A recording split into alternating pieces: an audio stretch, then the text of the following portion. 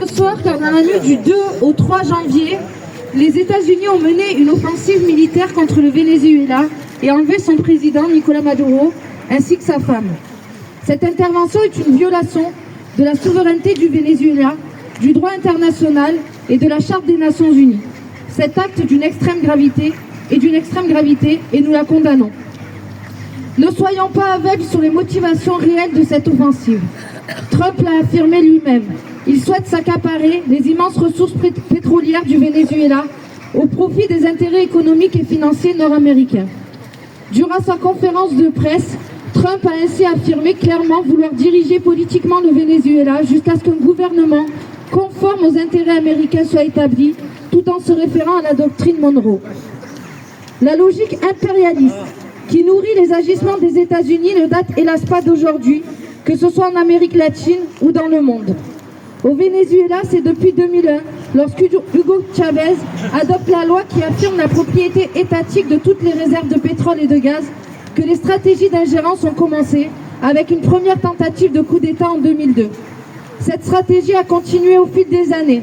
Sanctions économiques criminelles, pression diplomatique, tentative de coup de force. Les États-Unis n'ont jamais cessé de lutter contre le droit à l'autodétermination et à la souveraineté du peuple vénézuélien.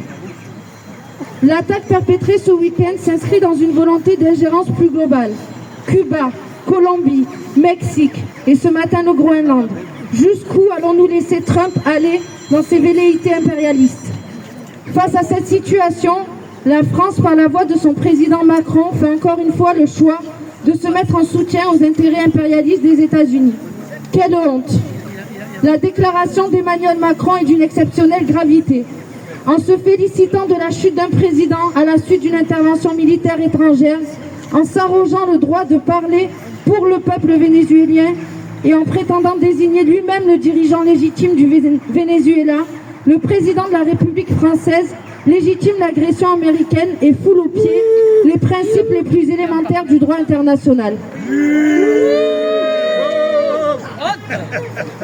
Le président n'a ni le droit ni la légitimité de choisir les dirigeants de notre peuple, encore moins à la suite d'une action militaire menée en dehors de tout cadre des Nations Unies.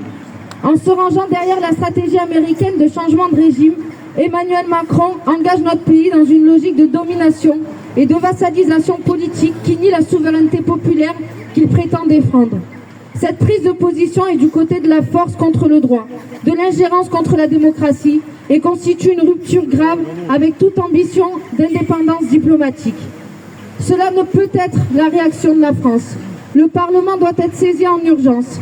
L'heure est à une réaction forte de la France et des instances internationales, à la mobilisation de l'ONU et à une condamnation sans ambiguïté de cette politique d'ingérence et de spoliation. Le respect du droit international et la souveraineté des peuples ne peuvent être niés pour des intérêts capitalistes. L'intervention américaine suscite d'ores et déjà des réactions dans le monde entier. La condamnation de nations sur tous les continents. Des voix s'élèvent partout pour exhorter au respect du droit international. Alors que des premiers rassemblements se sont tenus aujourd'hui en France, hier, ce week-end, dans plusieurs villes, le PCF appelle à multiplier les initiatives en solidarité avec le peuple vénézuélien, de tous les peuples de la zone Caraïbe, pour la paix et le respect du droit international. Le Parti communiste français rappelle que toute forme de direction ou d'administration imposée de l'extérieur viole la souveraineté populaire et le droit des peuples à disposer d'eux-mêmes. L'ouverture des ressources naturelles vénézuéliennes aux multinationales étrangères n'est pas un acte de libération, mais une forme de prédation qui dénie au peuple leurs propres richesses. Les visées expansionnistes ou menaçantes à l'égard de pays comme Cuba ou d'autres États de la région constituent une escalade impérialiste qui menace la paix mondiale. Le Parti communiste français réaffirme sa solidarité avec Cuba, ouvertement menacé par Trump. Le PCF réaffirme sa solidarité avec l'ensemble des peuples de la zone Caraïbe et leur droit au développement souverain et à vivre en paix. Je terminerai cette intervention par une citation d'Ernesto Che Guevara. Toute notre action est un cri de guerre contre l'impérialisme et un appel vibrant à l'unité des peuples contre le grand ennemi du genre humain, les États-Unis. El pueblo unido jamás será vencido. El pueblo unido jamás será vencido. El pueblo unido jamás será vencido. El pueblo unido jamás será vencido. El pueblo